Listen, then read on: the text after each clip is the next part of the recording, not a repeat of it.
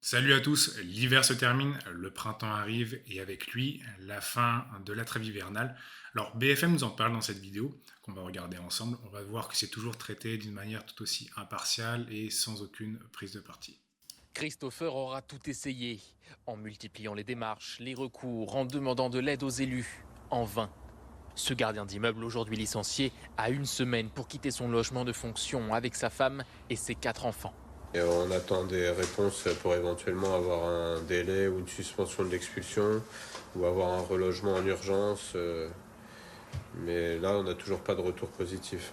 Comme Christopher, des milliers de locataires devront quitter leur logement. En cause, la fin de la trêve hivernale qui suspend les expulsions durant les mois d'hiver.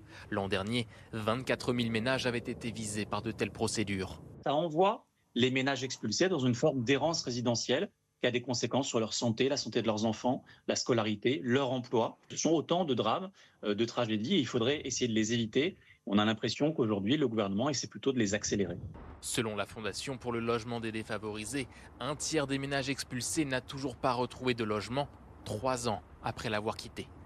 Ce qui nous est présenté ici comme le début du cauchemar pour certains, c'est également la fin du cauchemar pour d'autres. Parce que, d'accord, on a des personnes qui sont dans des situations personnelles assez compliquées, dues à des pertes d'emploi, la maladie ou bien des situations familiales compliquées telles que des divorces, qui sont pas faciles à gérer, certes, mais de l'autre côté, on a aussi des propriétaires qui se retrouvent à assumer seuls la situation de leur locataire. Parce que, d'accord, la solidarité, c'est ce qui fait une société, une nation, mais l'État prend ses décisions et en fait assumer les conséquences uniquement sur le dos des propriétaires. Ce que je veux dire par là, c'est que il y a des personnes qui ont investi, ce ne sont pas forcément des gens très aisés, très riches, qui ont investi leurs économies dans un bien immobilier pour créer un investissement qui va leur permettre, par exemple, de payer les études de leurs enfants, de financer leur retraite, d'avoir un peu de sous investis dans la pierre et d'avoir de l'argent pour plus tard. Et ces propriétaires qui ont des locataires n'assumant pas leur loyer, eux, en revanche, ces propriétaires-là, ils vont devoir continuer à payer leurs créances auprès de la banque et ça va pouvoir les mettre dans une situation très compliquée. Alors, si en plus à eux aussi il leur arrive des situations familiales, maladies ou de travail qui les met dans des situations financières compliquées, bah là en fait au lieu d'en avoir un qui coule, on en a deux.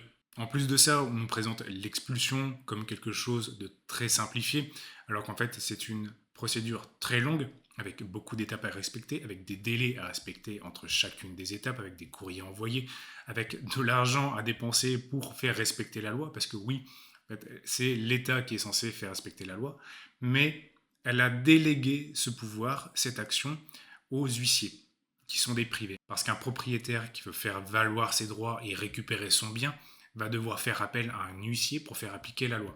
Et pour faire appel à un huissier, il va falloir payer. Alors, c'est des montants comme ça que je vous donne, mais on est dans l'ordre de 1500 à 2000 euros de procédure. Donc c'est des frais très importants. Et si la procédure ne va pas jusqu'au bout, mettons que le locataire il fasse ce qui s'appelle un dossier de surendettement, il se voit effacer l'entièreté de ses dettes, et donc les frais de procédure plus les dettes contractées par le locataire auprès du bailleur sont complètement effacés et le bailleur perd tout. Pour vous partager mon expérience personnelle, je suis moi-même investisseur en immobilier, alors à petite échelle, au même titre que le profil que je vous ai décrit en début de vidéo, donc j'ai un ou deux biens. Et lors de mon premier investissement immobilier, j'avais une locataire qui s'est mise en défaut de paiement. Elle a arrêté de payer ses loyers, dû à une perte d'emploi. Au départ, je me suis montré compréhensif en lui accordant des délais, le temps qu'elle retrouve un emploi, et par la suite, on aurait échelonné les paiements qu'elle me devait. Les mois passant, j'ai compris qu'en fait, cette personne-là n'avait aucune intention de payer et jouait simplement à la montre. J'ai donc dû engager une procédure, donc faire appel à un huissier, payer, et ce que l'huissier m'a expliqué, c'est que c'est simplement que si la procédure n'allait pas jusqu'au bout, que cette personne-là arrivait à faire un dossier de surendettement et donc d'effacer ses dettes, et ben moi je me retrouvais avec zéro loyer à demander et également avec tous les frais de procédure pour ma poche. Parce que oui, cette personne-là m'avait annoncé qu'elle avait été conseillée par une association encore une fois payée par nos impôts, qui lui avait fortement conseillé de faire un dossier de surendettement pour effacer toutes ses dettes et ne plus avoir quoi que ce soit à payer. Alors, si vous faites un dossier de surendettement, attention derrière, vous êtes quand même aussi interdit bancaire et ça devient un peu plus compliqué pour vous. Donc, c'est pas forcément un projet d'avenir.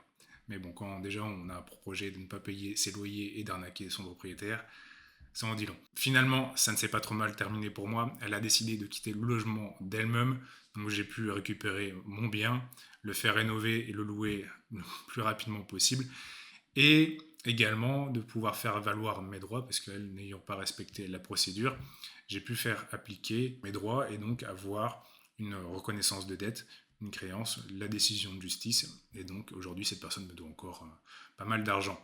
En ce qui me concerne, je ne me suis pas trop mal tiré, mais parce que j'avais anticipé ce scénario-là et donc j'avais les reins suffisamment solides pour encaisser les loyers manquants tout en pouvant assurer mes créances pour rembourser mon prêt, également assumer les impôts, donc les taxes foncières, les frais de syndic, etc. Parce qu'en fait, finalement, l'État, il est là quand il s'agit de ramasser de l'argent, quand il y en a, mais quand finalement il y a des problèmes, il n'y a plus personne et il vous demande d'assumer ses décisions pour lui.